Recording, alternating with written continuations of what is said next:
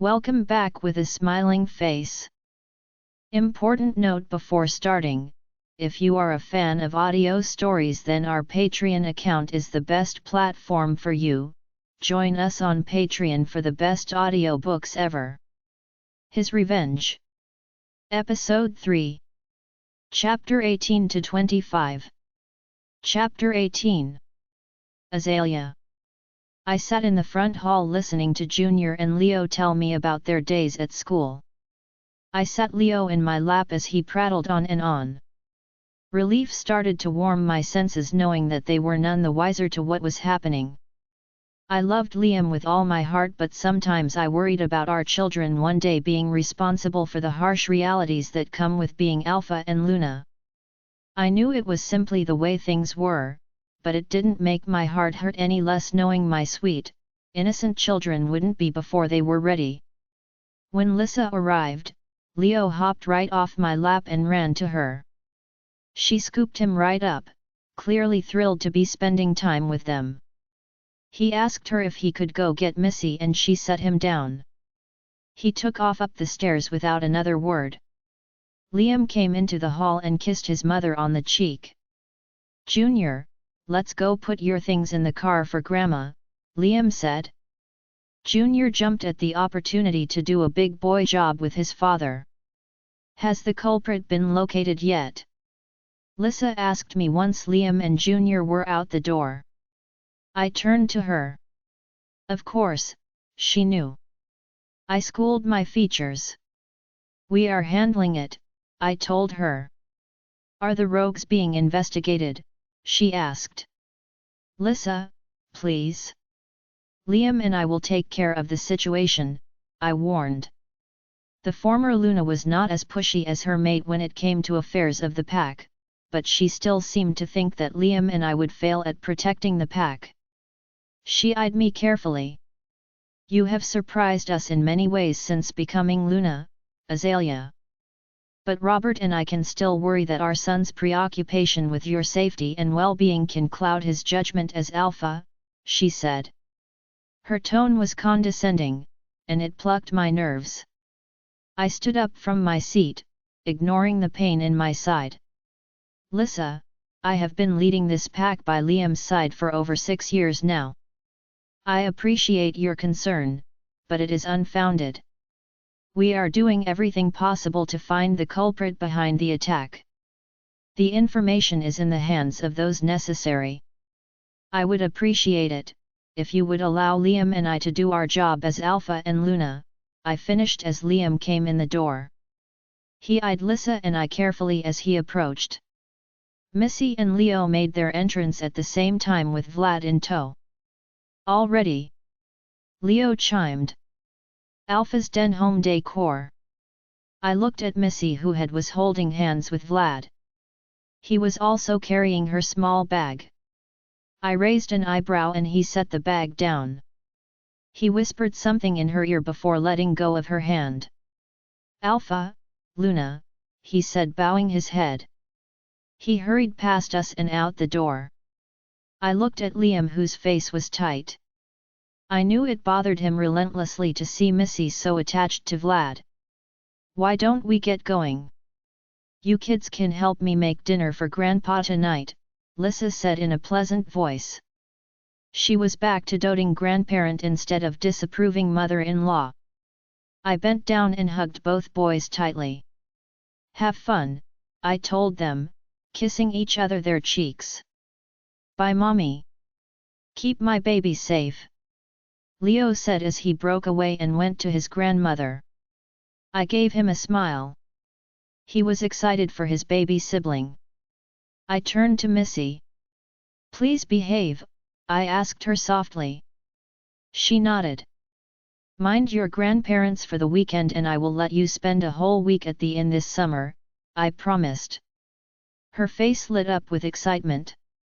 "I can go stay with Lemon?" she asked excitedly. I nodded. She grabbed her bag and rushed towards the door. "Bye," she called. Liam laughed. "Is she really that easy?" he came over to my side to ask. His arm wrapped around my waist. Of course. Lemon is far cooler than I am, I joked. Liam rolled his eyes. Lemon always had this dreamy look in her eyes when she saw him, and I assumed she harbored a not-so-secret crush even all these years later. She once causally asked me if he had a brother. I had to stop myself from making a crazy cousin joke. Her and Amy knew bits and pieces about my kidnapping by Cole but not the whole story. We'll be off. See you in a few days, Lissa called, ushering the boys out the front door. When the door closed, Liam turned me to face him. All right. Children are taken care of for now. You need to lie down, he said sternly as he brought his large hand up to cup my cheek. His calloused thumb rubbed my cheek gently. My phone rang from my pocket, distracting me from his warm touch. I fished it out and answered quickly. Hello, I said. Luna, we need to speak with Alpha right away, came a gruff voice. It was Axel. He was a pack warrior who stayed in the human town where the inn was located. We helped relocate some wolf families there, including warriors, as we expanded the inn. Liam wanted there to be more protection around the area if I would be spending time there. The town has grown in earnest over the last few years and now about 15% of our pack resides there. Liam didn't give me a chance to ask why when he grabbed the phone from my hand. Yes, what is it? Liam said. I strained my ears to hear their conversation, but Liam stepped back from me, earning a scowl. I crossed my arms and waited for him to finish. He nodded his head and muttered a word occasionally as Axel informed him of what was happening. I'll update you shortly, he said before hanging up. I gave him an expectant look.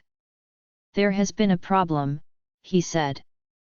Is it related to our current situation? I asked, annoyance still clear in my voice. Possibly. Although it is hard to tell. They came across another group of rogues. Peaceful and requesting acceptance to our pack just like the other groups, he said. My eyes went wide. Really? I mean, we just found this group a few days ago, I said. And we haven't confirmed they had nothing to do with, he trailed off. I know, but Liam, I really don't think they did. I have a feeling this has nothing to do with them, I said quietly. He sighed, his hand running through his hair. He did this a lot when he was stressed. What do you want to do? I asked. Alpha's den home decor. I should go over there, but I don't know if it's wise to leave right now, he said. And I am not sure Damien should be left in charge with everything going on. Why don't you go, and I'll stay? I suggested. Liam's face hardened. If you think I am leaving you here even with Felix and Damien here, you are crazy. Azalea, I have not discounted that this could ultimately be a threat to you, he said in a harsh tone. Then what? I asked timidly. His face softened a bit. I don't think he meant to bite at me. He pulled me close to him. Let's go lay you down for right now. I will talk with Austin, Jacob, and Gentry and see what we can come up with, he said. I nodded, giving in to his request. I was very tired after not sleeping last night and worrying so much. Liam held my hand and walked me upstairs. Liam. When I finally got Azalea to lay down and fall asleep, I carefully extracted myself from the bed. I had already linked Felix to come watch over her while I met with Austin, Jacob, and Gentry to figure out how to handle this other group of rogues and the situation here. When I walked out of our room, Felix was standing there ready. I gave him a nod and went to my office. I sent messages to everyone on my way to my office. When I walked in, I was surprised to see Damien. I raised an eyebrow at him as I moved behind my desk. Why aren't we interviewing the rogues? He growled. We have no evidence they were involved, I said. I knew we didn't need any, but I agreed with Azalea, I didn't think they had part in this. They are rogues. We have no idea what their true intentions are, he shot at me. Damien, we haven't even finished verifying their claims about their pack. And do any of them strike you as someone who can get in and out of a guarded prison undetected? I reasoned. He quietly simmered. Look, we have another problem. Everyone else is on their way here now. Another group was found up in the human town. Axel called. They are holding them for the moment, but we need to make some decisions quick, I said. You don't find this a little suspicious? All these groups of packless wolves, he said. I do. I find this very suspicious, but if what the others have said is the truth, then it adds up. You know just as well as I that normal rogues have been cast out of their packs for their crimes and behavior. Their minds are already skewed against their packs, which ultimately leads to their aggressive behavior. But these wolves do not seem like this. They are acquainted, traveling in groups, and have similar stories to others that we don't have any reason to believe they have a connection to, I explained. Damien let out a frustrated sigh. I want this found, he finally ground out. I do too, I assured him. The others finally arrived, and it was time to brief them so that everyone was brought up to speed on the situations at hand. I held Azalea in my lap as Felix drove. We were heading to the human territory to handle the rogue situation.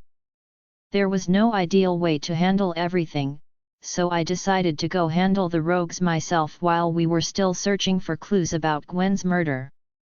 Azalea wouldn't wake up when I came to get her, so I had Felix take our things to the car and simply carried her down with me. She continued to sleep soundly cradled on my lap. Marcy had been kind enough to pack some food for us before we left, putting in plenty of options for Azalea. I gently stroked her coppery hair as the car sped along the road. The events of last night kept rolling around in my head. Something didn't make sense and I couldn't put my finger on what it was. Gwen had been locked up for years now. There were plenty of pack members who had simply forgotten about her, and others stopped asking questions long ago. Declan and his mate put all their effort and attention into Lily, Damien, and their pups almost as if they were pretending they didn't have a daughter. It made no sense to attack her now after all this time. It was also suspicious that it happened right as this new group arrived on our borders. It felt like someone was trying to orchestrate. Blood Eclipse was not without its enemies like any other strong pack. But in recent years, Azalea had been instrumental in harboring some agreements between some of our rivaled packs. We had not seen any major conflict or threats for a few years now. Azalea stirred in my arms. "Shhh," I tried to put her back to sleep. "Where are we?" she asked groggily. "Almost to the inn," I told her. "It's okay, you can sleep." "You're worried." "I can feel it," she said. Her eyes came to mine as she looked up at me. I nodded my head. "I have a feeling that whoever did this to Gwen, if after much more than just her." Chapter 19. Missy. After we made dinner and ate, I helped clean the dishes and put everything away. Lissa seemed distracted while we worked. Robert took the boys out in the yard to play. It was starting to get late, and I knew I needed to find an excuse to go to my room soon so they would think I was done for the evening. I dried the last plate and placed it in the cabinet. I am tired from school. I think I am just going to lay down for the night," I said, trying to excuse myself. "Oh, sure dear. Go lay down," Lissa said, stirring from her thoughts. She gave me a tight smile and I left the kitchen to head upstairs to my room. Robert and Lissa had 2 extra rooms for all of us. One had bunk beds for Junior and Leo, and the other was for me. It was on the backside of the house and had a small balcony. All I had to do was wait for Robert to bring the boys in for the night and I could sneak out from there. How much longer? I looked at my phone to see V's text message. Not much. Just waiting until the coast is clear. I put on some music at a low volume so Lisa and Robert wouldn't get suspicious. Then I grabbed a few extra pillows from the closet and stuffed them under the blankets, trying to make it look like a body. When I was satisfied with my work, I checked to see if anyone was still outside. Coast is clear. Let's go, princess. So impatient. I smiled at my phone. It was almost thrilling to be sneaking out. And getting to spend time with V was even better. I took one last look at my decoy before I slipped out the door to the balcony and closed it almost all the way. I went to the side of the balcony and lifted myself over the railing, carefully lowering myself down the side. When I got my feet on the ground, I crouched down low to avoid being seen through any windows and ran quickly through the side yard and towards the neighboring house. Once I was past the next house, I stood up to full height and sprinted towards the road to find V. He was supposed to be parked somewhere down the road to keep away from the house. When I finally spotted his car, he was sitting on the trunk, playing with his cell phone. When he noticed me, he jumped down and I could see him smiling brightly. I stopped in front of him, a little out of breath. "Hey," I said between pants. "Hey there, princess." Or should I say rule breaker, he laughed. "Okay, I'm out. Let's go before someone gets suspicious," I said. He gave me a boyish grin and nodded. We got in his car and he quickly took off out of my grandparents' neighborhood. "So where are we going?" I asked after we drove for a few minutes. "Into the city. I thought I would take you to a movie and then maybe grab dinner," he said with a charming smile. He reached over and grabbed my hand. I relaxed to the seat, ready to enjoy a date with my boyfriend. Azalea. When we got to the inn, Lemon was gone, so I was spared pertinent business conversations for the night. Liam tried to leave me behind with Felix, claiming he wasn't going to bring his pregnant mate after the events of the previous night. I was not going to take his patronizing behavior. "Liam, I went with you last time. Nothing happened at all," I argued with him. "No, Azalea. You've barely had any sleep," he said. "I am fine, Liam. I'm Luna and I am going with you," I said, holding my ground. Felix stood behind him at the door to the cottage apartment that I lived in so many years ago. It had changed with the additions to our family, but it still felt like home away from home. Liam shook his head in frustration. "I want you to stay here. I am not going to continually put you in harm's way because you want to be stubborn." My temper surged at that. "Stubborn? Liam Blackfur, that is rich coming from you," I yelled. Felix had the good sense to silently edge out the door and leave us alone. "Azalea, I am allowed to be concerned for my mate," he shot back.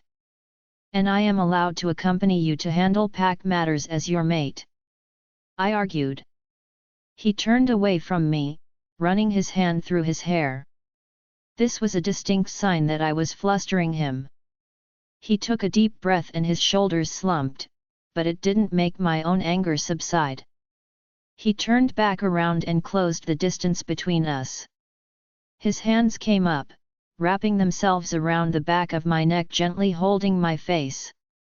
He let out another sigh, his eyes bearing down into mine. "Why are you so adamant?" he asked softly. "Because if I am not, you won't let me do anything," I told him. His eyes scanned mine, searching for something. "I hate putting you in danger," he said softly. "I know. But I don't think this is as dangerous as you fear. I think these groups are telling the truth and we need to help them," I reasoned. He leaned his forehead against mine and a small smile danced onto his lips. What? I asked him. After everything we have been through, you have been through, you are still the most caring and selfless she-wolf. I love that about you, he whispered. My anger faded at that and my heart melted a little at his words. Just let me help, Liam. Please. I asked, looking up at him through my lashes. I'm not winning this one, am I? He retorted. I smiled and shook my head. All right, fine. But you must promise me to eat and sleep when we are done, he bargained. Okay, I said. The satisfaction of my victory did not feel particularly good when I realized just how distressed his expression was. I put my hands up to his face and pulled it down to mine, letting my lips touch his gently. I don't need to be locked up in a tower. And you are handling things much better than you are giving yourself credit for, I told him softly. Will you feel better if I ate something now? Yes, he murmured, his eyes closed, forehead tilted against mine. Okay, I agreed. I wasn't really hungry with my stomach being in knots since last night, but I could choke down a few bites of something to make him feel better. After eating some of the food that Marcy had packed before we left, Liam, Felix, and I headed into town. Axel and a few warriors had the rogue group in a special room at the mayor's offices. When Liam decided to invest in the infrastructure of the town and help expand the inn, he met with the mayor and told him about werewolves. Generally, we do not tell humans of our existence to keep them out of our affairs, but he wanted his cooperation in helping the town expand and grow. There had also been some rumors after I was abducted that were hard to overcome. After all, I had lived here for 3 years before Liam came back into my life and then I pretty much disappeared. Liam and the mayor had an amicable relationship. The mayor didn't want to know anything that wasn't pertinent to the safety of the humans in town. Liam was a proponent of this don't ask don't tell exchange between them, always careful to tell the mayor anything he did need to know. When we arrived, no one was in the building other than our warriors. Alpha, Luna, Axel said greeting us both. Felix followed behind us. He and Axel exchanged nods. We have them held in a room for now. Should we ask one to speak as a representative for the group? Yes, please do, Liam said. His face was blank and posture a little tense. He was in alpha mode. I didn't hold on to him, knowing that my touch would probably only add to his stress and worry at the moment with how much he and Gavin hated bringing me around potentially dangerous situations. 2 of the warriors left us to retrieve a representative for the group while Liam, Felix, and I went to another room suited for interrogation. Liam had some renovations done with the mayor's permission that allowed us some space for situations like these. We also had a few holding cells in a secret basement under the building, but we had yet to ever need them. When the warriors returned, they led in a scraggly man. He was short and thin, his hair long and dirty. When he laid eyes on Liam and me, he bowed in respect. Alpha, Luna, he greeted quietly. What is your name? Liam asked. Ralph, the wolf said. What pack are you from? The man looked at us with sad eyes. We no longer have a pack, he said. Why is that? Liam asked. Our pack was attacked, decimated. It was burned to the ground but not before our Alpha and Luna were brutally killed in front of us, he explained. His voice was a little strangled as he spoke. Axel, how many are in the group? Liam asked, directing his question away from the man in front of him. 3 men, 3 women, and 10 children of varying ages, Axel reported. Are the members of your group all related? Liam asked him. Ralph shook his head. No, not all of us. My pup is with me and one of the she-wolves has her mate and 2 pups. Otherwise, we simply found each other after we were all able to escape. We couldn't leave our pack members behind, he explained. Liam nodded his head, thinking. Have you sought acceptance into any other packs? I asked him. His eyes came to me. He was confident, I noticed. Not afraid to hold our gaze. Yes, Luna, we have. We have been denied by the few other packs we have found along the way, he admitted. What will you do if we also deny your request? I asked. We will leave here peacefully and continue until we find a pack to accept us. We are not rogues. We do not wish anyone harm. We never dreamed of leaving our pack, he told me. I looked up at Liam. Liam, they are exactly like the others, I linked him. He gave me no response. His face looked like he was weighing our options. Felix, is there open accommodations at this inn currently? Liam finally asked. Yes, Alpha, he said in his low baritone voice. Ralph, are you willing to cooperate with us fully until we can determine you are not a threat to our pack? Liam asked the man this time. Yes, of course, Alpha, he said quickly. Anything we can do.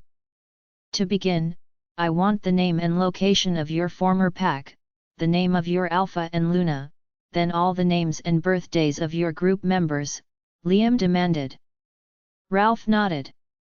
Axel, would you get him some paper please? I asked. He nodded and left the room. We will accommodate you until we can verify your claims and make our decision. We will provide a few rooms as well as some meals and clothes, if any of your group members need, Liam told Ralph. Thank you so much, Alpha, Ralph with tears in his eyes. A look of relief washed over his features. If we can corroborate your claims, we will consider making you members of your pack. If that happens, we will assist you in finding jobs and securing permanent lodging, Liam said. He turned away from the man and to me. He tilted his head, giving me the indication that we should leave. Ralph, does anyone in your group need any other assistance? I asked, breaking Liam's gaze. Well, I hate to ask but one of the children is hurt. I believe his arm to be broken but he hasn't let us try to help him. He is one of the older children that found us. We are afraid he is an orphan as well, Ralph said. Azalea, no, Liam warned in my head. I ignored him. Axel returned with paper and a pen in his hand. Axel, can you please take me to the others? I asked. Liam's glare was sending chills down my spine, but I did my best to ignore it. Axel looked between Liam and I with a panicked expression. I am sure he didn't know who he was supposed to listen to. Axel, there is a member of the group that is hurt, and no one realized.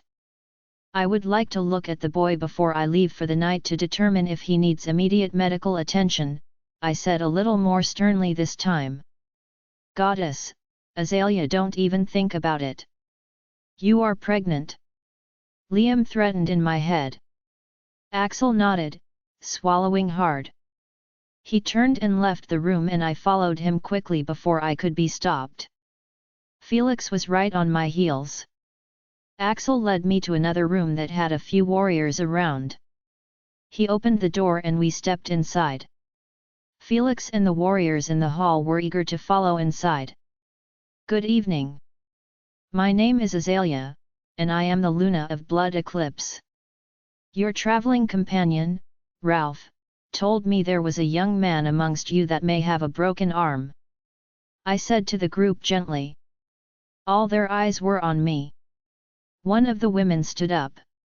Yes, Luna. Maddox, she said pointing. I turned the young man and gave him a warm smile. Maddox, would you please come here? I asked gently. The boy was probably around 16 to 17 like Missy. I assumed he was not quite 17 because the group still counted him as a child. He had a hard look on his face, clearly not trusting me. One of the other males near him pulled him up and pushed him towards me. Sorry, Luna. He doesn't mean any disrespect, the woman who had pointed him out said. That is all right, I said, giving her a smile. I am a stranger after all. I would like to look at his arm and then my men will escort your group to our local inn where we will accommodate you for now. I will have some food sent to you and anyone needing clothes we can get that resolved as well. The woman gasped, tears welling up in her eyes. Thank you, goddess, she whispered. There were smiles all around the room. I turned to Maddox who stood in front of me with a surly look on his face. Maddox, I have a special gift that may allow me to help you. Can I please see your arm? I promise I will not hurt you. If I cannot help you, I can certainly get a doctor to come see you, I said gently. He clicked his tongue at me. He held my gaze for a moment but when I didn't relent, he finally did. He turned his body slightly towards me, holding up his left arm slightly. I felt Felix move behind me. Reaching forward slowly, I ran my hand down his arm as gently as I could. When I reached a purple and black patch of skin, he winced. I'm fine, he grumbled. I didn't listen to him because it was clear he was not. I laid one hand over top the bruised skin while I held his arm from underneath with my other. His face grew pale as I am sure my touch hurt. I closed my eyes and focused on his injury, letting my gift work its magic. I could feel my already tired body grow heavy as the warmth flowed from me to him. As I held him, I could feel him relax in my grip. I stopped a bit prematurely, feeling dizzy now. There, that should help for now. I will arrange for you to see a doctor by the morning, okay? I said in a low voice trying to hide my exhaustion. We had found that my abilities were stifled while I was pregnant, taking a much higher toll on me physically than normal. Maddox had a slight look of astonishment and there was awe on the faces around the room. If you will all excuse me, I have some arrangements to make for you, I said, trying to keep my voice level. I turned slowly and the warriors parted to let me walk from the room. My steps were slow and measured as I tried to hold on to consciousness until I was out of their sight. Luna, Felix growled from behind me as the door closed. I didn't have time to respond as darkness swept over me. Chapter 20. Liam. I walked out of the room with Ralph, clutching the paper he had written all the information on in my hand. Gavin was roaring in my head, knowing what she had just done. For such a small creature, she sure could be a huge pain in my ass. I rounded the corner in the hallway leading to the other room and Felix was coming towards me, holding Azalea in his arms. I knew this was going to happen and I should not have let her go. Since we only had a rudimentary understanding of her powers, we had no idea the effect they were having on her when she was pregnant or any damage they could be doing with her body having virtually no normal wolf abilities. Felix stopped in front of me, his expression cool and normal but I knew he was expecting me to yell at him for letting her do it. I know we can't stop her. Just give her to me and let's go, I said insolently. She tolerated Felix, even liked him but didn't often let him stop her from doing the things she wanted to. He transferred Azalea into my arms. I held her bridal style as we left the mayor's offices.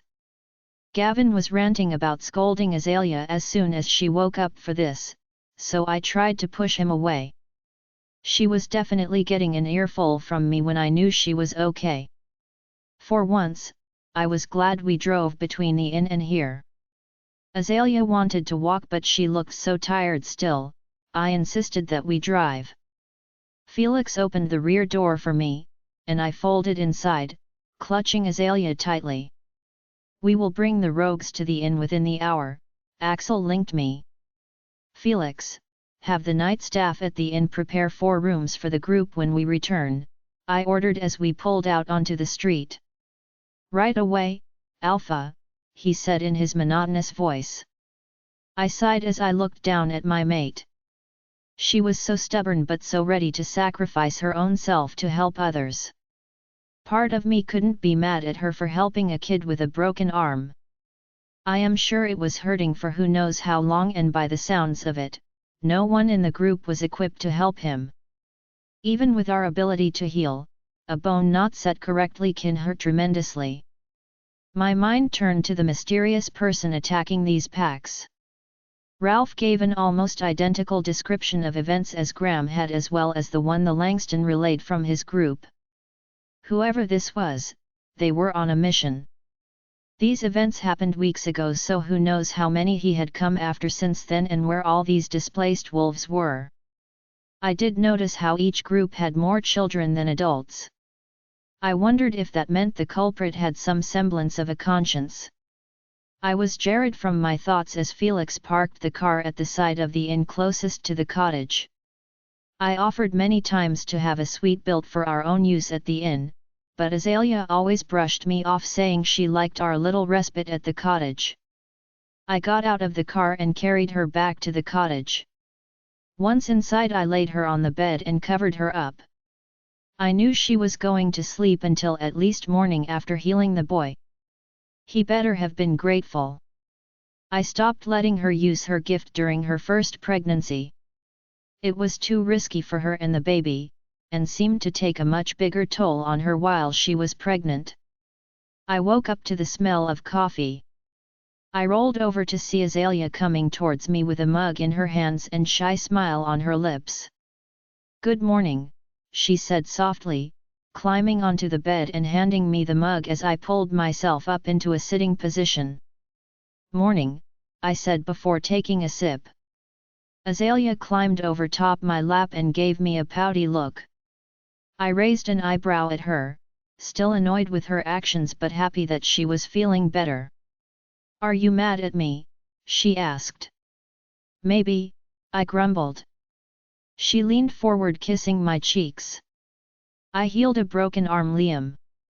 He was badly hurt, and it looked like he had left it for some time.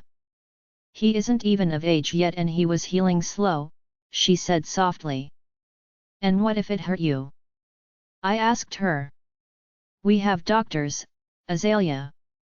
She stuck her bottom lip out at me. I couldn't stay mad at her long and she knew it. "But now I gained their trust," she said. I continued to sip the coffee, holding her gaze. I wasn't ready to relent quite yet. After a few minutes, her shoulders slumped. "It was reckless, little Luna," I finally spoke. "I know," she said a little dejectedly. "But I am fine now." I reached over and set down the coffee cup on the nightstand next to the bed. I pulled her forward and let her rest against my chest. She sighed, relaxing into me. "No more reckless," I told her sternly. I stroked her soft ginger hair as she cuddled into me. "You're hungry," she observed as she ignored my words. "You're changing the subject," I replied. "Breakfast should be here any minute," she said with a smile. I rolled my eyes, knowing the disagreement was over. I didn't want to have this fight again anyway. As always, someone knocked on the door to interrupt us. "Perfect timing," she said happily. Her tactic was clearly to ply me with food to make me less angry with her. She hopped up and out of my arms, scrambling from the bed and hurrying towards the door. I watched her walk, noticing she was already starting to do that cute waddle thing she does when she is pregnant. Thinking about her adorable pregnant habits put a crooked smile on my face. She came back to the bed with a bag of food, presumably from the kitchen. She crawled back onto the bed and facing me as she sat next to my outstretched legs. She was smiling widely at me. She pulled some boxes from the bag and I immediately knew why she was smiling. She giggled as she handed me the box of freshly made croissants and the small container of butter topping. "You can't win me over with my favorite breakfast," I deadpanned even though I was dancing on the inside. "Yes, I can," she said, biting into a cinnamon roll. I rolled my eyes but dug in as she shot me a satisfied smirk. "Alpha, the young boy Luna healed last night was asking to speak to her," Felix linked me. "Interesting. So, broken arm?" I asked Azalea. She nodded. "It was really bad, Liam," she said sadly. She continued to nibble on her cinnamon roll. Ever since the inn expanded, the kitchen was offering far more options each morning. The menu had improved leaps and bounds with more kitchen staff available. And they were exceptionally good about catering to pregnant Azalea's whims when we were here. "How is he this morning?" I linked Felix. "He needs to sling the arm for a couple days, but she got him almost all the way. She probably would have fainted in front of the group if she had healed him completely," Felix answered. "At least she had some sense," I said. Azalea was giving me a curious look. "The boy would like to speak to you," I told her. Her eyebrows shot up. "I don't think it's a bad idea. You and Felix can go speak with the boy and I will go take care of some things with Axel. At least for a small time, the rogues should be moved to the main pack territory so we can watch them more closely. You can find accommodations here if you would like later." "All right," she said brightly. Another knock on the door interrupted us. I set down my food and got out of bed to check the door. Another impatient knock sounded as I approached the door. I swung the door open to see one of Azalea's close friends, Amy, standing in the doorway. "How did you even know she was in town?" I said in a flat tone. "Good morning, THG. You look surly today," she said with a sarcastic smile. "Still with the tall, hot, and gorgeous?" I asked her sardonically as I stepped aside to let her in. Azalea was smiling brightly as she climbed off the bed. The girls ran to each other, hugging each other tight and making me laugh a little. Azalea and Amy weren't as close as they used to be now that they don't work together, but they were still good friends. Although she could rub my nerves, Amy was harmless and semi-understanding of werewolf issues now that Azalea told her. "How long are you here?" Amy asked Azalea excitedly. Her eyes went to me. "Not long. We need to get back to the pack today," I said. The girls both deflated a little. "When are you coming back?" "I miss the kids." "I bet Missy is like a whole adult now," Amy prattled. Azalea smiled. "You don't even know. But I am sure we will be back in the next couple weeks," she trailed off, giving me a hopeful look. I nodded my head at her. "And I will bring the kids with me." "Fine. I am holding you to that. Or I will come out there and kick Wolf BT to drag you back here," Amy said. Azalea just laughed at her. I grabbed my bag and headed toward the bathroom, leaving the girls to chat while I got ready. "Felix, you can come pry my maid away from Amy in about 30 minutes to speak with the boy," I linked him. "Yes, Alpha," was his reply. "Missy." I crept along through the yards trying to get to my grandparents' house as silently as possible. I was dead meat if anyone caught me out this late. The former Alpha and Luna were stricter than Liam and Lee and would call them on the spot if they knew I snuck out. I had been dreading this part all night.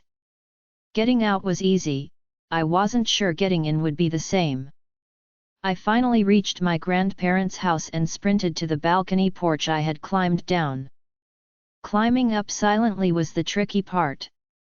I made sure my phone was tucked securely in my pocket before crouching down.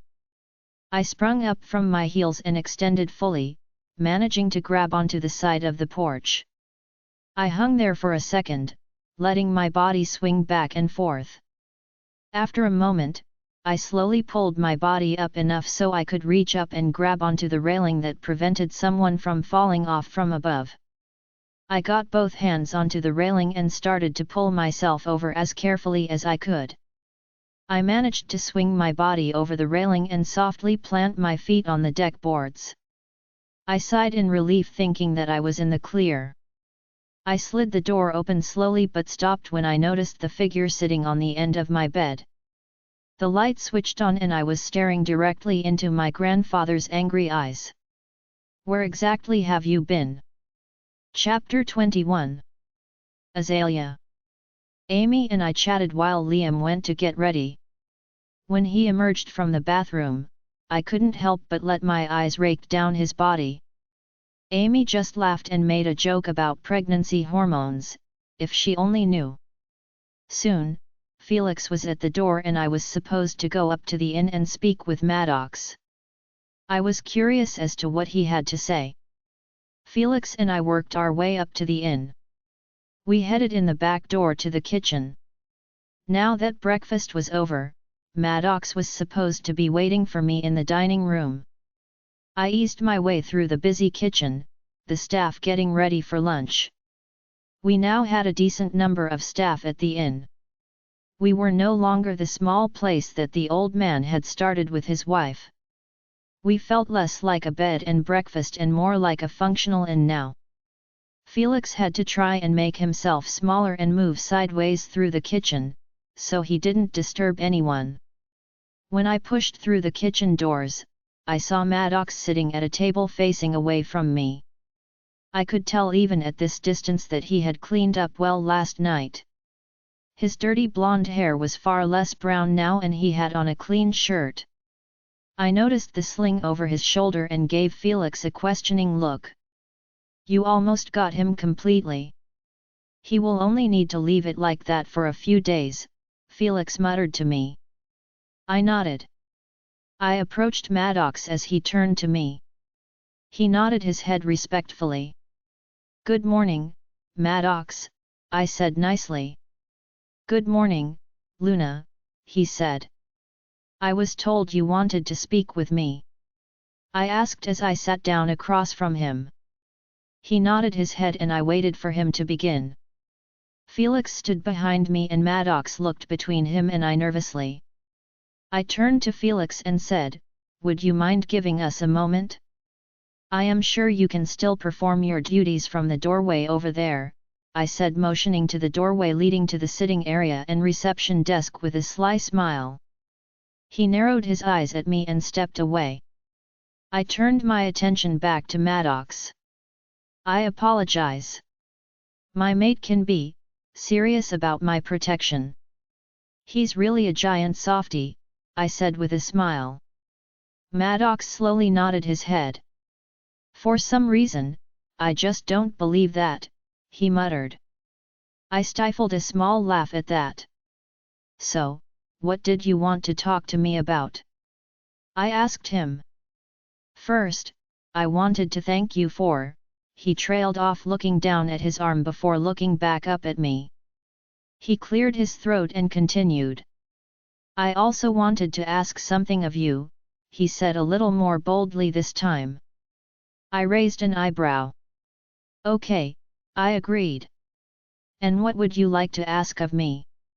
"I want to be trained to be a warrior," he said, sitting up a little straighter. "A warrior?" I clarified. "Yes, Luna," he said. I nodded my head thinking. "Can I ask why you want to become a warrior?" I continued after a moment. "I watched the Luna of my former pack be killed in front of everyone. That thing ripped my pack to shreds and there was nothing I could do about it," he started. His teeth were gritted, and I knew this was hard for him to say. "My entire family is gone. I couldn't do anything to protect them. I don't want that to happen ever again.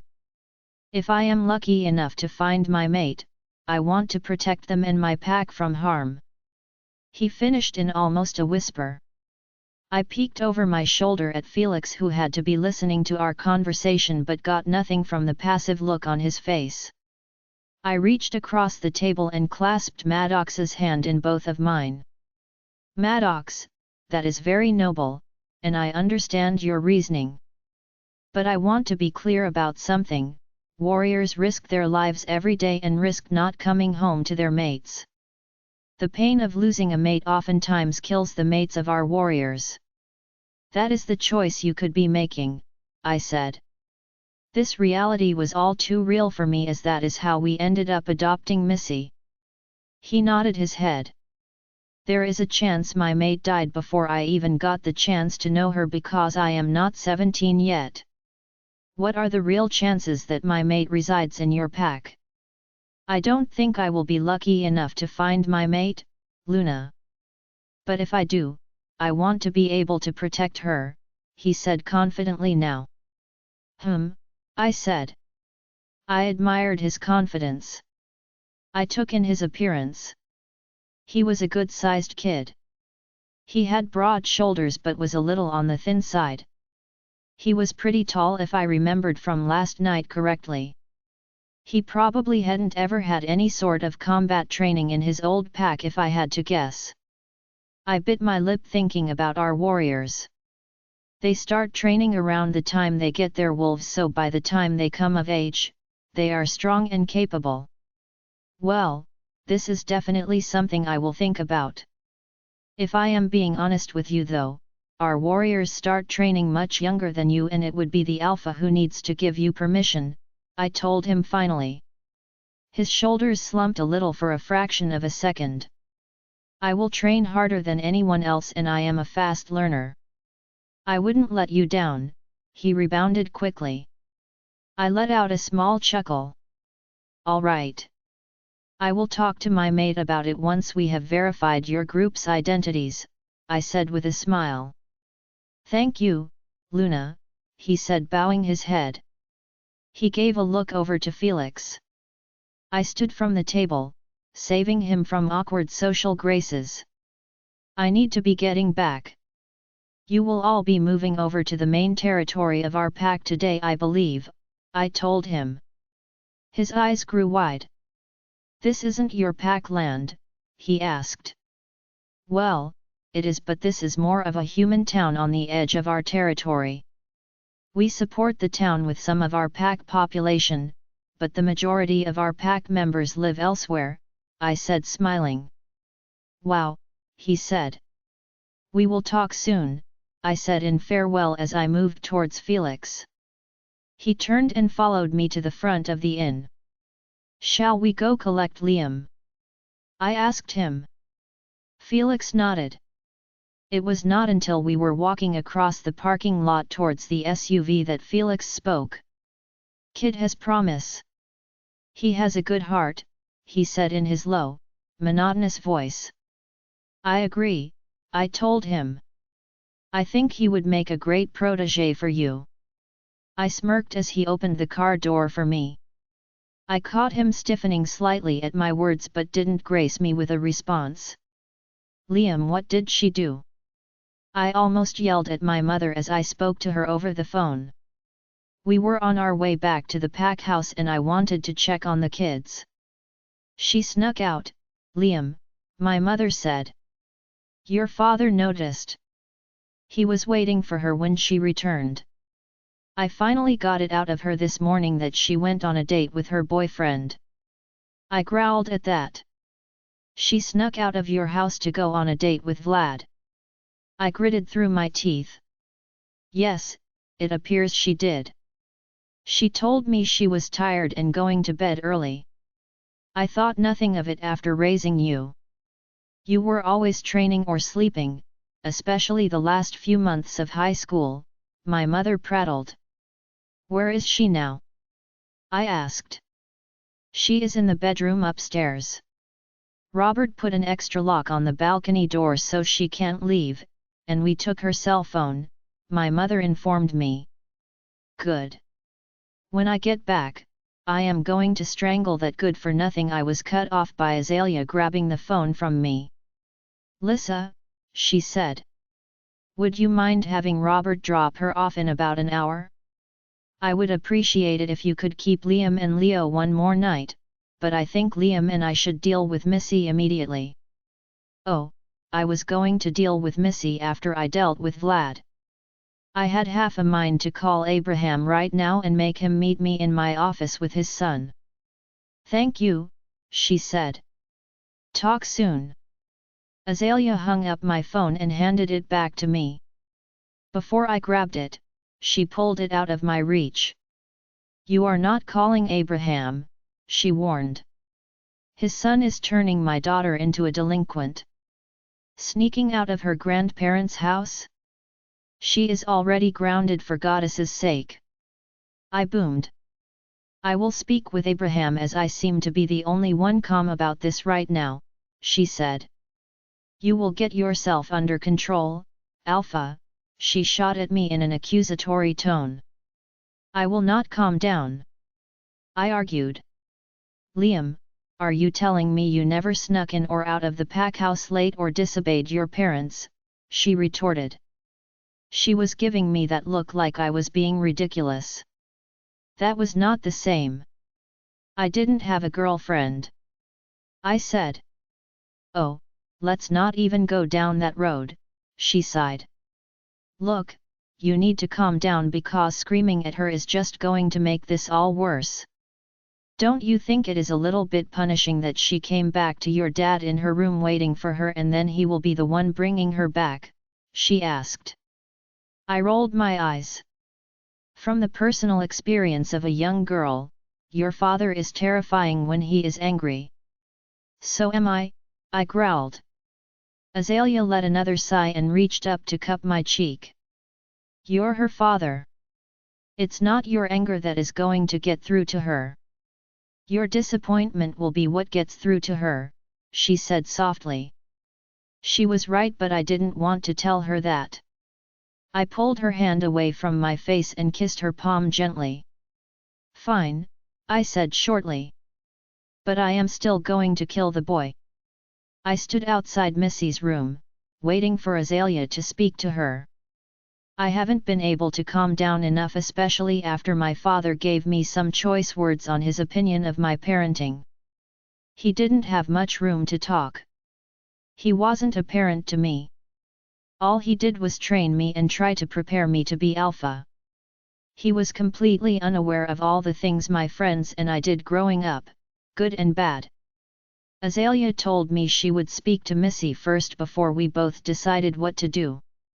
Now I was impatiently waiting and cursing the soundproof doors of these rooms. Finally, Azalea emerged from Missy's room, closing the door behind her softly. I gave her an expectant look. Don't you have things to be attending to? She said nonchalantly. I did have things that needed my attention, but I was sitting here fuming over my pup being a vagrant. What did she say? I asked. Azalea moved past me, walking calmly down the hall. She wanted to go out with Vlad, so she snuck out and he took her on a date. She was tired of only seeing him here at the pack house, Azalea said with a shrug. That's it? I asked incredulously. Yes, Liam. That is it, she said with a sigh. I told her to stay in her room until we decide what we are going to do about this. She gave me a scrutinizing look before halting her steps. She sighed and looked up at me. Liam, go for a run. Let Gavin out. Clear your head and calm down. Drag Damien with you if you have to. Send Felix to babysit me and go get yourself together. We can discuss Missy tonight. Right now, I need to go finish the arrangements for Gwen. I held her gaze for a moment before relenting. I was feeling cooped up and the stress was probably making my anger worse. It had been a while since Gavin really got to stretch his legs. Fine, I relented. I will go out for a bit. You are to stay in your office. I am not convinced you are fully back to it after last night. She gave me a soft smile. I am perfectly fine, she said. Deep sleep will do wonders for pregnancy. So, she has jokes now? I gave her an unimpressed look. Really, I have enough stuff to do in my office. No reason to leave. I will see if Marcy can send up lunch later as well. Go clear your head. I am sure there is plenty you need to deal with as well. She grabbed my shoulders and tried to turn me. Although she was not strong enough to actually do it, I gave in and turned for her, letting her push me down the hall. I entertained her attempts for about 20 feet before I turned around, surprising her. I scooped her up and carried her to her office, linking Felix on the way. By the time I deposited her on the couch and kissed her soft lips, Felix was already standing in the doorway waiting. I left Azalea in her office and headed out of the pack house towards the woods. I was barely undressed by the time Gavin pushed to the surface and shifted Chapter 22. Azalea, I shook out my soft waves as I pulled them back into a low ponytail. My black dress hung loose at my shoulders because I couldn't quite reach the zipper. I looked in the mirror with a sad expression. I was not looking forward to this. I never liked Gwen, and her actions after Liam and I finally accepted each other did nothing to change that. I may have forgiven her and allowed her the opportunity to live, but that did not mean that I wanted to be going today. But I wasn't going for me, I was going for Damien, Lily, and Liam. Damien was the most upset, mainly expressing his grief through anger right now. Lily was upset for her mate and his family. I never got the impression that she did much more than tolerate Gwen as Damien's mates. Then Liam. I couldn't quite figure out exactly how he felt about it all. In some respect, he and Gwen had been friends growing up and she was his best friend's little sister. I know he hated her after her attempt to kill me, but I think that eventually eased. Liam came into the bathroom, stopping behind me. He kissed my shoulder gently. "Want me to zip this up?" he asked. I nodded. "Yes please," I said softly. He gently pulled the zipper up to the top of the fabric before leaning down and kissing his mark on my neck. "You look beautiful," he said. I turned to him, wrapping my arms around his neck, and giving him a soft smile. He rested his hands on my hips. "You okay?" I asked him. He nodded. "We should get going," he said. His lack of words told me he was reticent about all of this. I leaned up on my tiptoes to kiss him softly. Once we broke apart, I clasped his hand, and we made our way out to the forest for the funeral. Damien. Crying. That is all that could be heard as dirt was piled over the simple pine box my sister was being buried in. Crying. Wailing. My father held my mother as she cried over her daughter. Her only daughter. Lily stood next to me, her hand rubbing soft circles on my back under my suit jacket. She rested her head on my shoulder and I tried to focus on her scent and touch to keep myself from crying or getting angrier. I wanted to know who was responsible for this. This was not her fate. Azalea let her live. She had a chance at life. I was still angry with my sister even years later for attacking Azalea. Gwen knew Liam wasn't her mate and was told to stay away. She just couldn't listen. I thought after her mate rejected her and she went through all that pain, she would finally give up on Liam. I thought she would try and be a better person. But no, she dug in harder. She was always trying to step in between Lissa's attempts to find Liam a mate before he found Azalea again. And Gwen could just never let it go. Now here we are. My pups would never know their aunt. My parents are burying their daughter. And I don't even have a face to put my fist into for it all. Azalea did a nice job with the arrangements. They were tasteful and simple. And secluded. No one would know where she is except us. People had stopped murmuring about Gwen long ago, as if they had forgotten she existed. I don't know what Mom would tell anyone who asked her, but I just never spoke about it. And I would never speak about her again. Liam. I ran my hands through my hair as I sat at my desk. Nothing. We got nothing significant from the autopsy my uncle did. We had nothing significant from the camera footage. There were a few instances that looked as if the camera glitched or went out of focus, but the warriors assigned to normal prison guard duty said these weren't out of the ordinary. There just wasn't enough evidence of anything to go on. How does someone slip in and out of somewhere so guarded without being seen or caught by any camera? Gavin was giving me a headache. He was whimpering about going to Azalea. She had given me space since the funeral a few days ago and I had been in a funk since. I was conflicted about Gwen's death in all honesty. Gavin, on the other hand, was not. I had felt all Azalea's ups and downs for the past couple days but had been trying to focus on all the issues at hand that I had pretty much ignored her. She was in bed asleep by the time I came to our room every night as well. My thoughts went to Abraham and his offer to help with the investigation. I hadn't spoken to him yet. I kept going back and forth on the matter, but if I was being honest, my main concerns were with his son, not him. He would be a neutral pair of eyes on the situation, unlike Damien and Declan, who were clearly letting their emotions guide them temporarily. Damien was distant and moody, even with Delilah, who he usually doted on.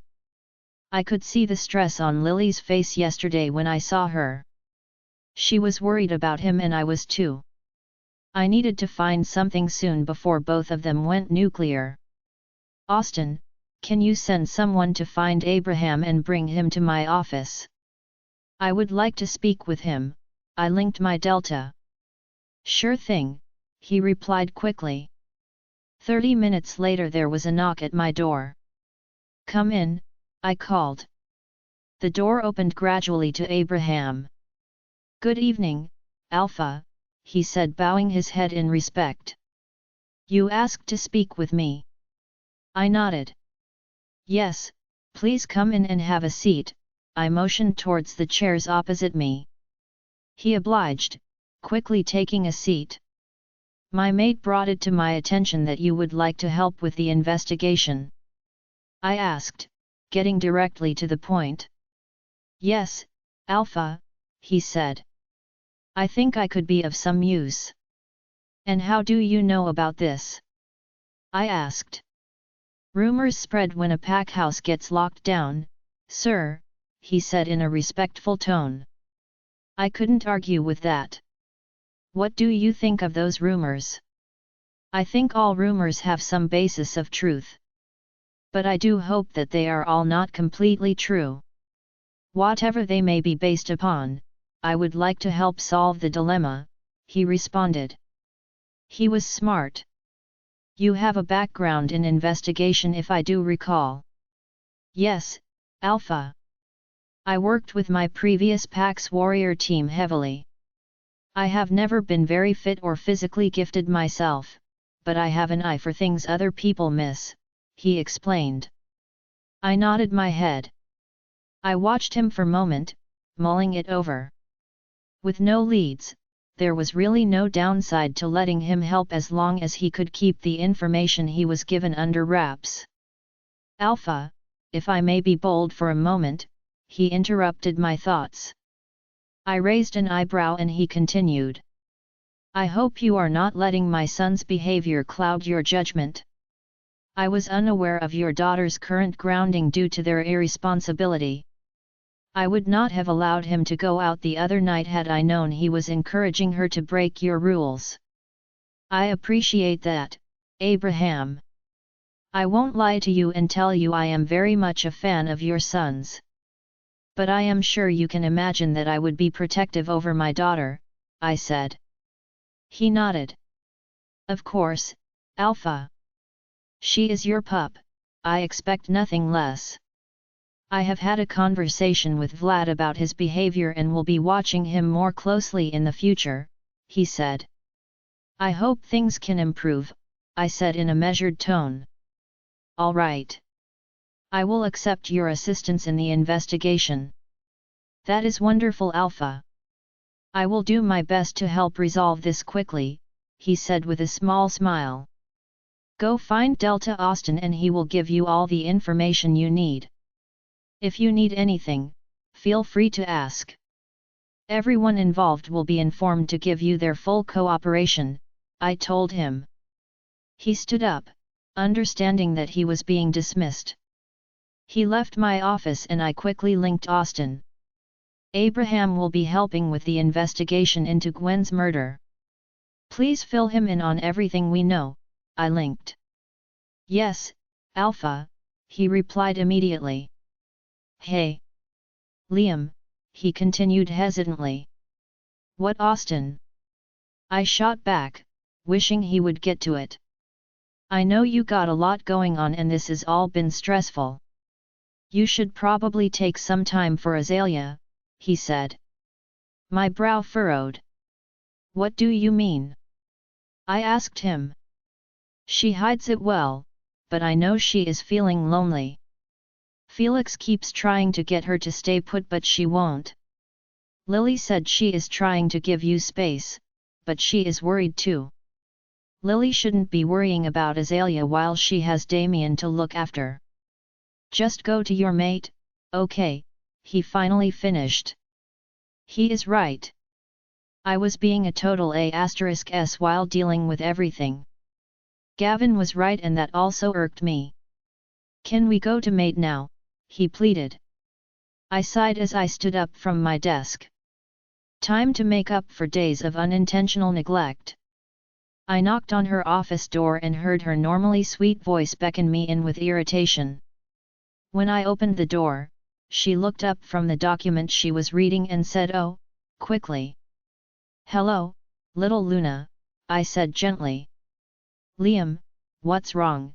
she asked, her face growing concerned. I turned to Felix and nodded, dismissing him for the night. I turned back to her and came around the desk. I turned her chair, so it was facing me as I leaned in and kissed her gently. Immediately, I felt her longing but not in a lustful way. "I'm sorry," I whispered. "For what?" she asked, looking up at me. "I've been distant," I admitted. "It's all right." "The funeral," she trailed off. I shook my head.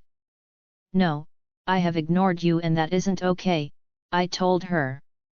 "So, Missy is going to watch the boys tonight and make sure they get to bed. We are going to go upstairs, have dinner together, and do whatever you want for the rest of the night. Just me and you." A smile slowly grew on her face. I will always do anything to see that smile. Chapter 23. Missy. I trudged out of the classroom for my last final exam. This has been the worst day. I have barely gotten to see V and I didn't know when I was going to get to see him again. Lee and Liam had grounded me indefinitely to the pack house and taken away my phone. Lee was checking my tablet and computer as well to make sure I wasn't doing anything but schoolwork. To top it all off, they made Austin take me to and from school all week since I snuck out. Lee said depending on my grades and behavior going forward, she would consider when I could be ungrounded. Liam barely spoke to me, he was so mad still. I took my time at my locker, hoping V would come before I had to leave. Austin wasn't dumb and would come barging in the school if I took too long. "Hey princess," I heard from behind me as I closed my now empty locker and slung my backpack over my shoulder. I turned smiling broadly at V running towards me. "I caught you," he said breathlessly. I nodded. He wasted no time in kissing me deeply and I tried to savor every bit of it. When he finally broke away from me, I frowned. "Hey, now. No pouting. You'll be ungrounded soon enough and I will come running, he said, trying to cheer me up. Okay, I sighed. I can walk you out front at least, he said sweetly. I nodded and he grabbed my hand. I made him walk slowly, trying to soak up every second I could before summer began. I threw my bag down in the corner of my room and flopped on my bed. I could put things away later. I was trapped in the pack house for the foreseeable future anyway. A knock at my door interrupted my wallowing. What? I groaned towards the ceiling. Missy, Azalea's voice came from the doorway. I turned my head to see her standing there. She had finally perked up a few days ago after Liam spent some time with her. It was nice to see her not so sad. I would like you to help me with something, she started. I rolled my eyes and sat up. Now don't be like that please. I'm trying to let the reins out a little bit here. My ears perked at that. Could I get my phone back? There are a few people here your age. You probably haven't paid much attention in the last week being locked away in your room. But now that exams are over, I would like you to show them around some. People my age? I questioned. Yes, they will be joining the pack before long, and I think it would be nice if you could show them around, introduce them to some people, spend some time with them. One of them even has the same birthday as you. He'll be turning 17 on the same day, she said with a little enthusiasm. Okay, I agreed. At least it would get me out of my room. Where are they? I asked. They are downstairs in the rec room right now. Lily and I will be taking the younger ones to the park later. I thought the older ones might find hanging out with someone their age more enjoyable, she said with a smile. Lee was way too thoughtful. All right. Give me a second and I'll come down, I told her. Thank you, she said in her happy, sing-song voice as she swung the door closed. Hopefully if I played nice for a bit and entertained these people, I could get ungrounded and spend my summer with V like I wanted to. I stood up and dragged myself to my closet, changing into more comfortable clothes. I grabbed some cotton shorts and a scoop neck tank top. It was already pretty hot even though summer just began. Lee asked me to show them around so I might as well show them the pack. When I got downstairs to the rec room, there were 3 people sitting on the couch and one standing to the side looking irritated. Hey, I said stepping in the room. The one standing next to the couch looked up and got wide-eyed. One of the girls on the couch stood up. Missy. I trudged out of the classroom for my last final exam. This has been the worst day. I have barely gotten to see V and I didn't know when I was going to get to see him again. Lee and Liam had grounded me indefinitely to the pack house and taken away my phone. Lee was checking my tablet and computer as well to make sure I wasn't doing anything but schoolwork. To top it all off, they made Austin take me to and from school all week since I snuck out. Lee said depending on my grades and behavior going forward, she would consider when I could be ungrounded. Liam barely spoke to me, he was so mad still. Hi, she said brightly. What are you guys up to? I asked. We were just watching a movie until the Luna's daughter arrives, the girl said. Well, that's me. I have arrived, I said sarcastically. The girl smiled even bigger. She was just a ray of sunshine. So, you're Missy, she asked. I nodded. It's so great to meet you. I am Soliel but everyone calls me Sol, she began introducing herself. Doesn't Sol mean son? This is Sulian, my twin brother. And that is Alex. And the grumpy one over there is Maddox. She said introducing the other 3 boys in the room. Twins? I asked, raising my eyebrows. Yeah, She laughed. I know. Not normal. We're fraternal and our mom is human. Her family actually has plenty of multiples, but they are all human obviously. Cool, I said. My eyes went to Maddox, who no longer was looking grumpy. So, has anyone showed you guys around? I asked. Just the pack house, said Sol. It's so big. You actually live here? She asked. I nodded. Her eyes were wide in awe. So, where are you guys from? I asked, looking between them. They all had a strange look on their faces. We all lost our pack, Sol said in a sad tone. I nodded. Topic to avoid, noted. Sorry, I said. Do you guys want to go check out the rest of the pack? There is a lot more than the pack house. Sol seemed to brighten when I didn't push for more information. Lead the way, she said as the others stood. It was well past dark by the time we all came through the front door of the pack house. I knew Lee wasn't mad because she never sent anyone looking for me. I actually had a really good time, and I was surprised.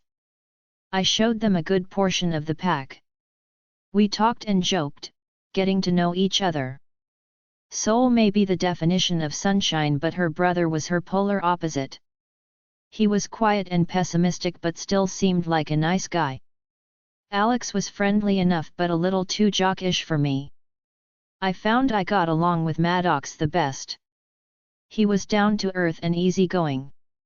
After a while, he finally admitted that he thought the Alpha and Luna's daughter would be some princess based on how big our pack house was, and I just laughed at him. Of course, he didn't know my boyfriend's nickname for me, but it was still funny. None of them really wanted to talk about their old pack, only telling me they hoped Liam and Lee would accept them into Blood Eclipse. We hadn't eaten dinner, only grabbed ice cream while we walked around. I told them all to follow me and I took us to the kitchen. Sol's eyes went wide as we walked in. Wow, she whispered. What? I asked. It's so big, she said. Well, the pack house feeds a bunch of people every day. It sort of has to be, right? I replied. So, you just come down and make food whenever? She asked. I mean, sure. Usually, we have other pack members here that work in the kitchen. They cook meals, but those of us that live in the pack house can come down whenever, really, I said.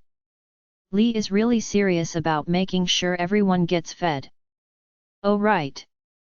Luna Azalea. You don't call her mom? She asked.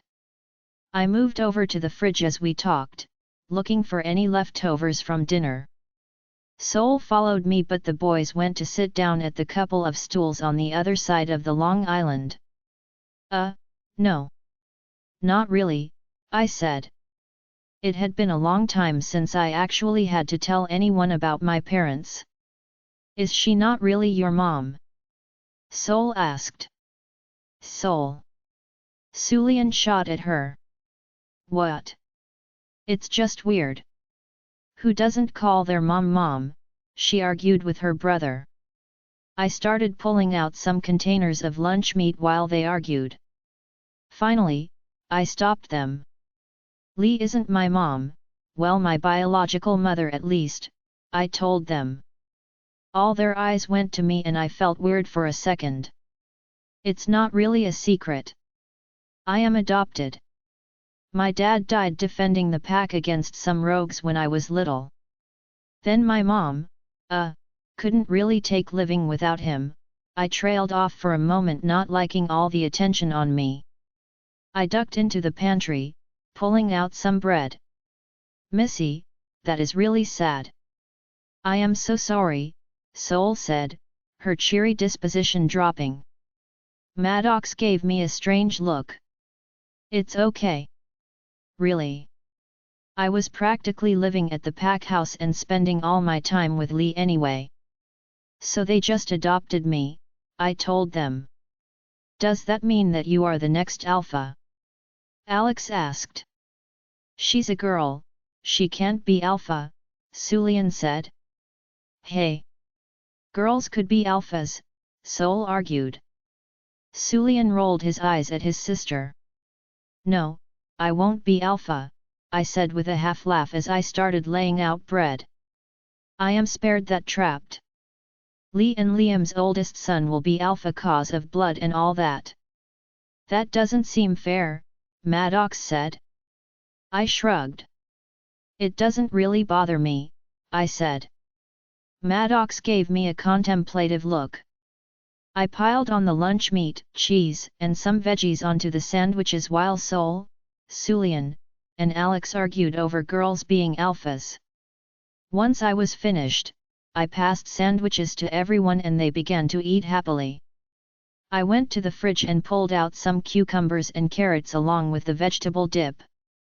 I quickly sliced the cucumbers and put them on a plate with the carrots, setting it in between all of us.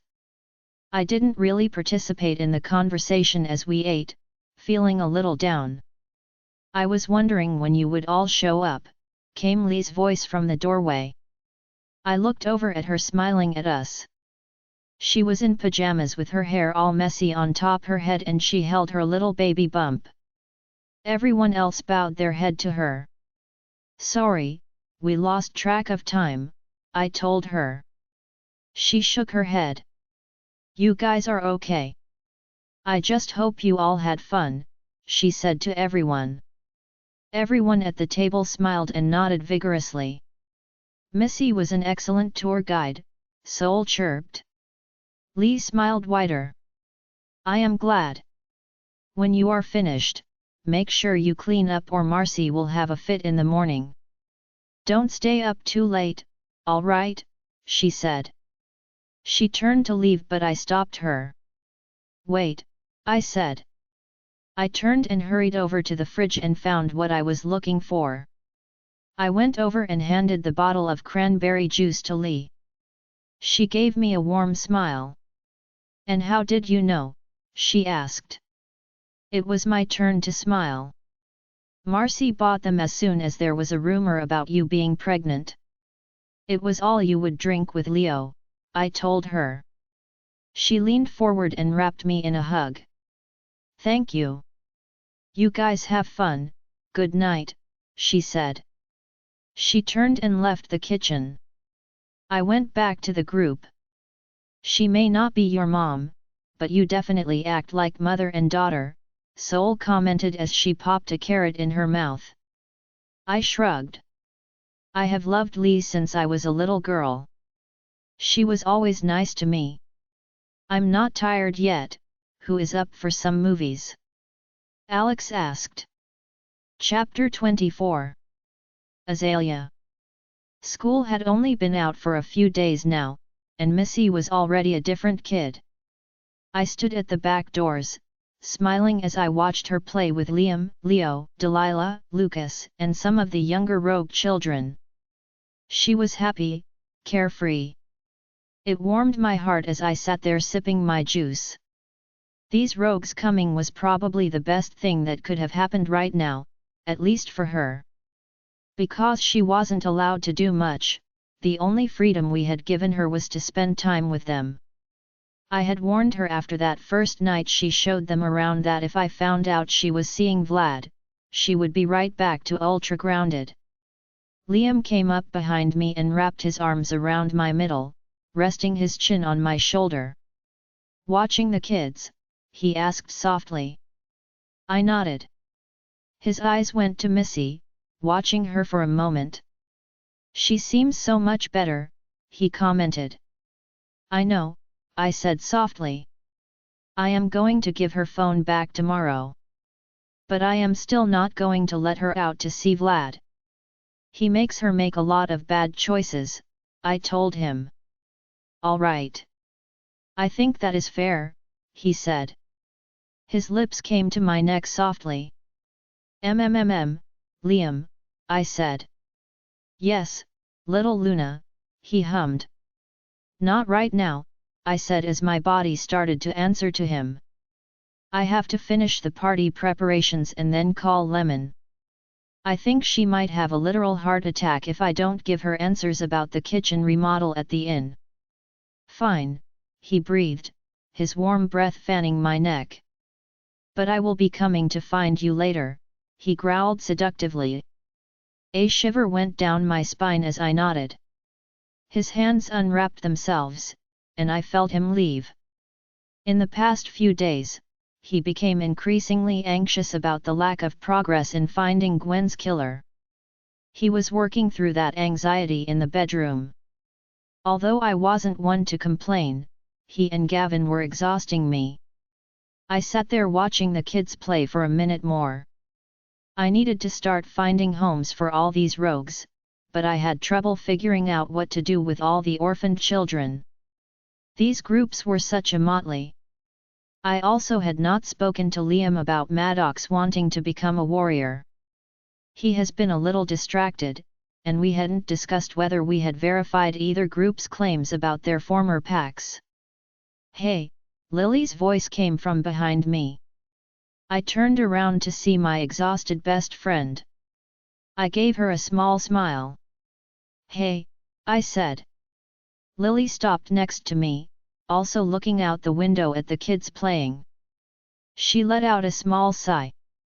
We should get the last of the party details taken care of, she said, eyes still glued outside. I nodded. You know I can handle it, I told her. I was a little worried about her. I know Damien was having a rough time, and his mother wasn't much better. It was stressing Lily out a lot. You can go relax, take a nap, or something. She shook her head. No, I am happy to have a distraction. Plus, it's like my job to help make sure parties go off without a hitch, she said. I linked my arm in hers, and we both leaned our heads against each other. Missy looks happy, she observed. Yeah, she does, I said, smiling. The packhouse lawn was buzzing with happy wolves. The party was to celebrate the start of summer for all the kids. Our pack was eager to celebrate for any reason, and this party had become a tradition in the last couple of years. The kids ran around, playing at the various games we had set up all around the lawn. Even the older kids got into it, which was always lovely to see. This celebration was always one of my favorite events at the pack house. Everyone was always so happy and bright. The children were always excited for the fun that summer brought, and the parents excited for nice weather and happy pups. The gentle breeze blew my dress around my knees as I stood to the side, watching the pack around me. Wonderful party, as always, Abigail said, coming over to me. I gave her a smile. Thank you. I think it is a success, I replied. She pointed to Austin, who was getting his face painted by his daughter. He is certainly enjoying himself, she chuckled. How is the pregnancy coming along? All right, I said, rubbing my belly gently. You look tired, Lee, she said with a slight scowl. I'm okay. We just need to figure out this Gwen thing, I said in a lower voice. Abigail was well aware of pack business, being Austin's mate. Once that is settled, I am sure things will go back to normal. What about all the rogues? She whispered. My eyes went over to Missy and Maddox, who were racing Delilah and Liam in the spoon egg game. I honestly believe them. I can't wrap my head around this being some extensive plot, I told her. She nodded but still looked unconvinced. I am just worried about the whole thing, I guess, she admitted. I am, too, I said. As long as their stories are true, whoever is behind this is dangerous. You don't think they could make it here, do you? She asked me, worried. I don't know, ABS. But I really hope not, I told her, biting my lip. Missy. I shuffled my feet as quickly and gently as I could while holding the tiny spoon up. You aren't winning this one! Maddox yelled, only 2 steps behind me. You two are cheating, yelled Delilah at our backs. I laughed as I continued to scurry towards the finish line with my egg. You'll never catch us! Maddox taunted her. His voice was getting closer to me. I focused on moving my feet faster. My foot hit something in the grass, and I panicked as my body fell forward. My instincts kicked in, and I curled my body around the egg and spoon in my hand, rolling into my fall. I momentarily thanked my little phase of wanting to be a warrior and making Liam train with me. I rolled out of the fall, landing with one knee on the ground and one foot bracing myself. I looked down, and my egg was still safely on my spoon. My eyes moved up to the finish line to see Maddox only a few feet away. I shot up, sprinting as fast as I could to catch him, but it was futile. Maddox crossed first, then Delilah and Junior. Maddox turned to me with a gloating look on his face. Don't even, I warned as I crossed the finish line. I would have won. Oh, don't be such a sore loser, miss, he said, giving me a toothy grin. I pursed my lips at him. He slung his arm over my shoulder, laughing. The alpha's daughter would be a sore loser. Maddox is so fast. Junior said, interrupting us. It's only because he is taller than us, Delilah said. I stifled a laugh at her. She was definitely a sore loser. It was probably because of how much Damien spoiled her. Let's go do the sack race. Liam jested. You guys go get in line. We'll catch up, Maddox told them. They nodded vigorously and took off to the next game. They really like you, I commented as we watched them run away. He shrugged. I guess I am just a likable guy, he said with a wide grin on his face. Maddox and I had been getting along the best the past week they have been in the pack house. I had introduced Sol, Sulian, and Alex to a few people when the party started. They were kids from school that weren't terrible. Sol was excited, of course. There were 2 females in the group, so Alex was on board, and Sulian just followed his sister and Alex. Maddox decided to break off with me while I ran around with my brothers, Delilah and Lucas. Princess, called my favorite voice from behind us. I turned around, ducking out from under Maddox's arm. A smile spread across my face as I saw V walking towards us. He had a strange look on his face. I jogged over to him smiling, excited to see him for the first time in a week now. You're here, I said excitedly, stopping in front of him. Day, he said. You're here, right? How else was I going to see you while you're still under lock and key? His hand came down to my waist, and he pulled me flush to him, and he planted a soft kiss on my lips. Can you sneak away? He whispered, breaking our kiss. I turned back to Maddox, realizing I had just run away from him. I don't think so, I murmured. V's eyes followed mine, and his focus went to Maddox as he approached us. Who's this? He asked, his voice suddenly a little deeper. V, this is Maddox. He is going to be joining the pack soon, I said, introducing him. Maddox, this is, Vlad. He's my boyfriend. Maddox eyed V up and down before sticking out his hand. Nice to meet you, Vlad, Maddox said. Vlad gripped his hand tightly. That's mate, by the way. She's my mate, V said. Maddox gave me a questioning look. She isn't 17 yet, though. We already know, V said definitively. We're pretty sure, I said. So, how about we go find Delilah and Junior? They wanted to do the sack race with us. I tried changing the subject. I looked between them as they weirdly stared each other down.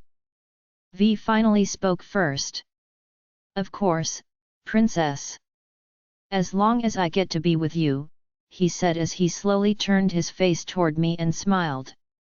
I nodded and grabbed his hand to pull him towards the game. I don't know what was going on right then, but it was a little too macho and territorial for my liking. The rest of the party was weird. V, Maddox, and I went around playing with the kids. I tried just to play the games and have a good time, but it felt like there was some competition going on between Maddox and V the entire time. When we grabbed food from the buffet tables, we opted to sit on the far side of the pack house lawn by the trees instead of at the tables. Sol, Sulian, and Alex joined us. Sol was amazed that I had a boyfriend. When we all went to sit down, V practically pulled me on top of his lap, embarrassing me. I managed to wiggle down and sit in between his legs, but I was getting looks from Sol and Maddox the entire time.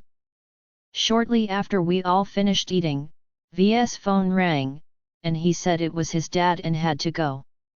I excused us so I could walk away with him for a moment by ourselves. When are you getting ungrounded? He asked once we were far enough away from the rest of the group. I don't know.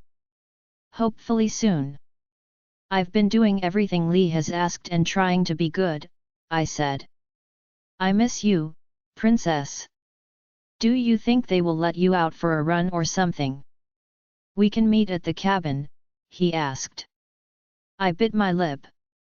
I wanted to spend some time with V, but if I keep breaking Liam and Lee's trust, they will never let me see him. I don't know. I guess it doesn't matter until you get your phone back. I wouldn't know you were out there, he said, trailing off. He sighed and stopped. He turned to me, cupping my face in his hand. I don't like that guy. What guy? I asked. Maddox. He watches you, he said. His voice was turning low again. No, he doesn't. Plus, Lee is going to be moving them out of the pack house soon. I will probably never see him, I said, frowning. I actually got along with him. He better not try to do anything, V threatened. He smashed his lips to mine, kissing me roughly. When he let me go, I asked, what was that? Nothing, he said softly. I got to go. Be good, princess. I'm waiting. With that, he left me standing there as he walked away towards the front of the pack house. Chapter 25. Azalea. Last night after the party, I gave Missy her phone back, and I thought she would pop me like a balloon when she hugged me. I told her she wasn't completely ungrounded, but I was loosening the reins for her excellent behavior. I was relieved this morning to find her chatting away with the rogue children about going swimming instead of secluding herself and texting Vlad. I hadn't missed him showing up to the party, and we couldn't exactly exclude him. I was also sure she had stayed up all night on the phone with him, but she was still acting normal, so I was going to let it lie for now. I was happy she was hanging out with kids her age other than Vlad finally. My office phone rang, and I picked it. Hello, I answered. Lee. Did you decide when you are coming back up to the inn?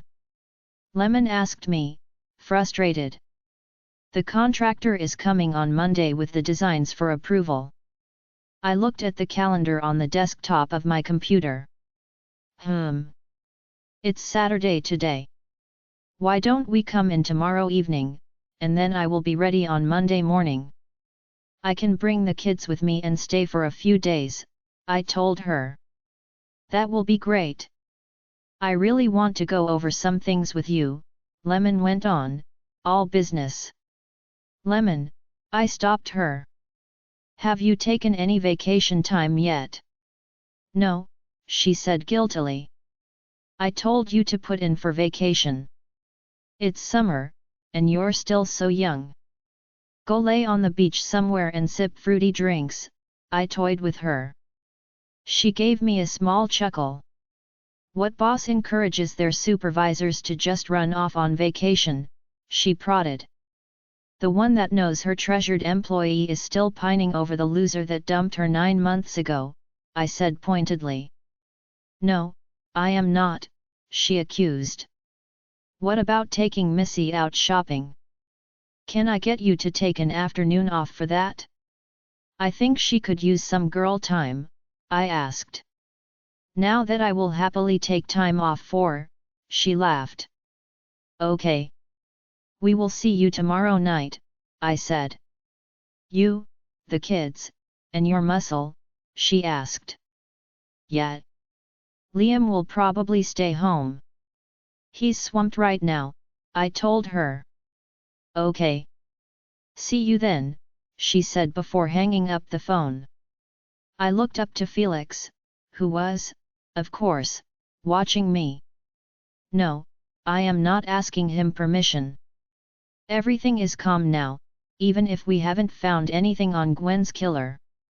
Plus, I have to take you everywhere, right? I said as I looked back down at the papers in front of me. I piled them all up neatly and set them to the side before rising from the desk. Felix opened the door as I came towards him. Does my all-knowing bodyguard know where my daughter might be? I gave him a sweet smile, but his expression didn't change. Pool, he gruffly said as I walked out of my office and headed downstairs. I decided to find Missy and make sure she wanted to go first before telling Liam. We headed downstairs and out the back door. There was a large group of kids in the pool, with a few seated along the edge. There were also a couple of adults sitting out of the splash zone, chatting happily. I spotted Missy along the side quickly. She caught my eye as I came over and waved at me. A few of the other children turned to see me coming towards them, all the older ones bowing their heads in respect. You all look to be having fun, I stopped next to them. Missy, can I have a quick word? Sure, she said, hopping up. I noticed Maddox's eyes follow her from his spot in the water.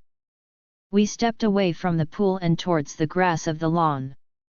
When we were a few yards away from the pool, she asked, "What's up?"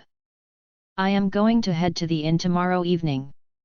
I'll be taking the boys with me, but I wanted to give you a choice to stay here or go along. Lemon said she would take you shopping if you wanted to tag along, I offered. Her eyes grew wide with excitement. I can go out with Lemon. Yep, I said. Your grades were excellent, and you have been behaving. You can go with Lemon.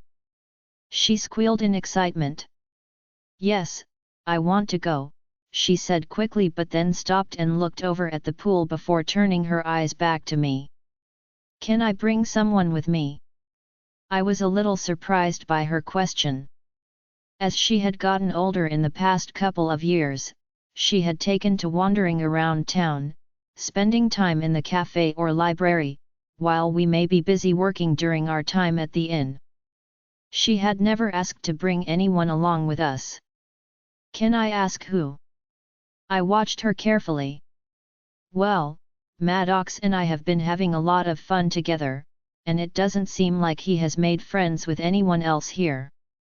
I was going to ask Liam if we could go for a run tomorrow so I could show him more of the territory, and I feel bad about ditching him, she admitted. I smiled at her, a bit of pride welling up inside me. I will talk to Liam about it, okay? She nodded with a smile on her lips. Thanks, Lee. I'm going to go swimming now, she said, turning and running back towards the pool. What is my little Luna so happy about this afternoon?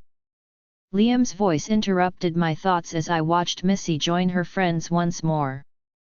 Our daughter is making new friends, I told him.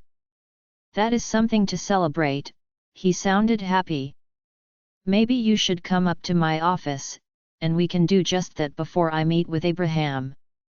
I rolled my eyes as I strolled back towards the pack house. I'll come to your office but no S**x, I replied sternly.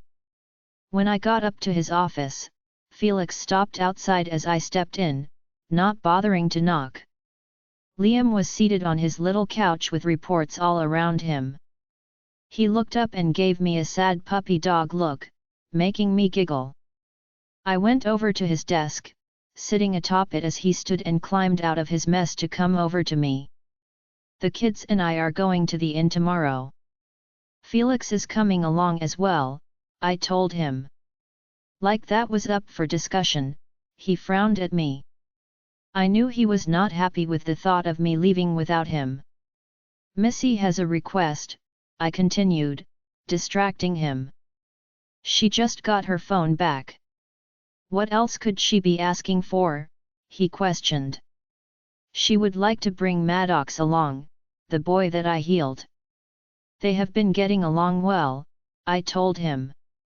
Liam nodded his head with a contemplative look on his face. Is Vlad still her boyfriend? He finally asked. I smiled, stifling a chuckle. All signs still point to yes, I answered. Fine. But I want to speak with the boy, and I want a few extra warriors to go along, he said. Has Damien confirmed both groups' claims yet? I asked. Liam sighed. No.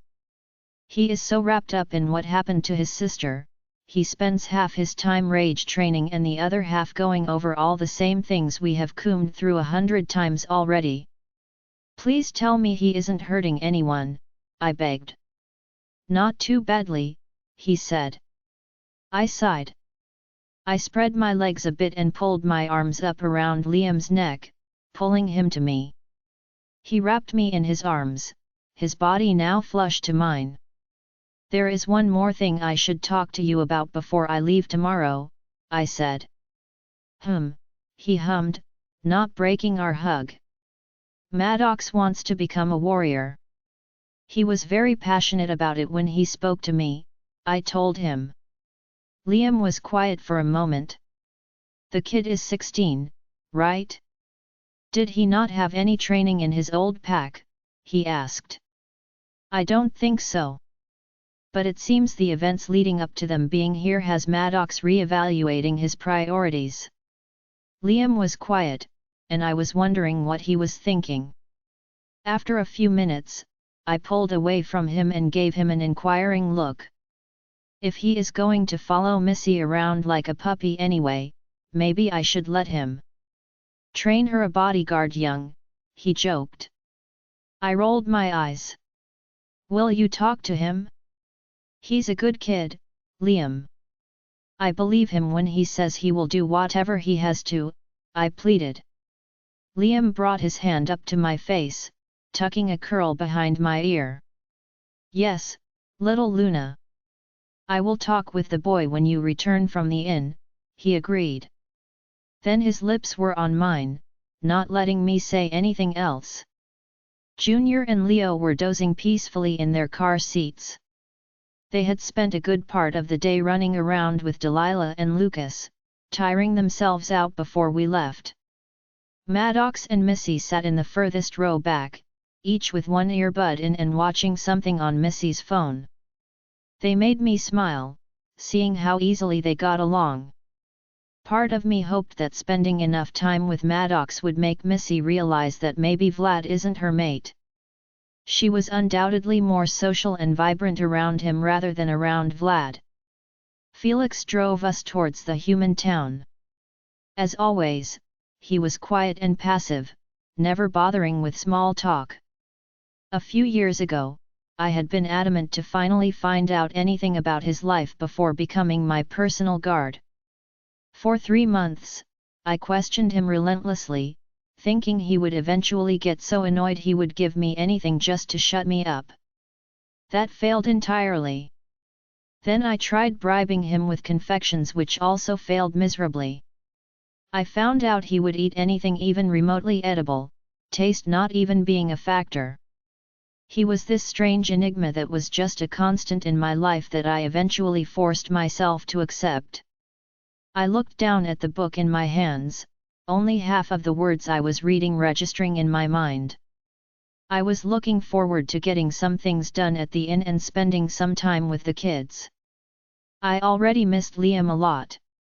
He had been very hesitant to actually let me leave. I half expected him to show up at the inn by tomorrow evening. My phone buzzed in my pocket.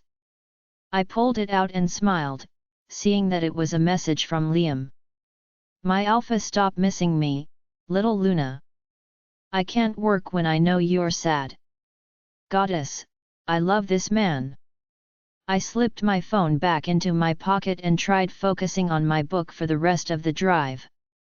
When we got to the inn, I gently woke the boys up in the back seat. Junior was cooperative while Leo was not.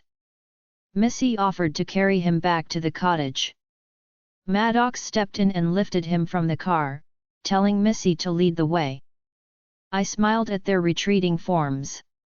I grabbed Junior's hand, and Felix followed us in through the front doors, where we found Lemon on the phone at the front desk. "Aunt Lemon!" Junior called happily. She smiled brightly at him, quickly ending her call. He ran around the desk to hug her. "You are getting so big, little L," she complimented him. He flexed his little biceps for her. "Yep. I beat Delilah in arm wrestling yesterday," he boasted, earning a laugh from both of us. "The cooks whipped you up some pizza. Are you hungry?" she asked him. He nodded quickly. "It's already set up for you in the dining room," she said. He jetted away from us, searching out the pizza. Lemon turned to me. "Where are the other two?" Leo wouldn't wake up, so Missy was taking him to the back with Maddox, I told her. Lemon's eyebrows shot up. "Maddox?" she prompted. I gave her a knowing smile. "Not the boyfriend, but definitely a boyfriend," I told her. She still hung up on the other one? "Vlad, was it?" she asked. I nodded. The bell over the door chimed as someone came in, interrupting us. I moved around the counter so Lemon could help them. Felix, who usually stayed out of the way, was next to me quickly, grabbing my arm trying to pull me away. "Felix, what are you doing?" I hissed quietly. "Let's go, now," he said almost inaudibly. I tried to pull my arm away and earned a sideways glance from Lemon. "No. What is going on?" I whispered. He leaned over, his lips coming close to my ear. "Vampire," he said so only I could hear. My eyes went wide. "What? Who? Where?"